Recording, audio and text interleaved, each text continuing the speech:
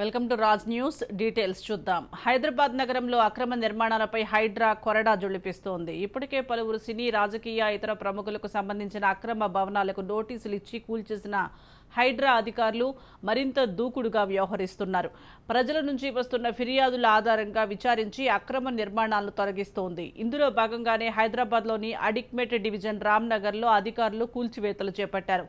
ఇక్కడ చౌరస్తాలోని మణిమ కాలనీ నాలాను ఆక్రమించి నిర్మించిన కట్టడాలను 2 రోజుల క్రితం హైడ్రా కమిషనర్ రంగనాథ్ పరిశీలించారు. దీనిపై పూర్తి నివేదిక సమర్పించాలని జీహెచ్ఎంసీ అధికారులను ఆదేశించారు. నిర్మాణాలు అక్రమమే అని తేల్చిన అధికారులు కూల్చివేత చర్యలు చేపట్టారు.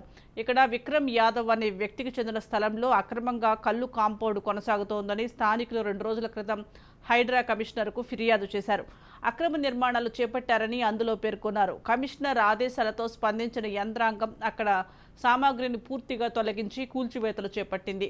కాగా హైడ్రా చర్యలపై స్థానికులు హర్షం వ్యక్తం చేశారు. ఫిర్యాదు చేసిన 2 రోజుల్లోనే అధికారులు చర్యలకు ఉపక్రమించారని ప్రశంసించారు.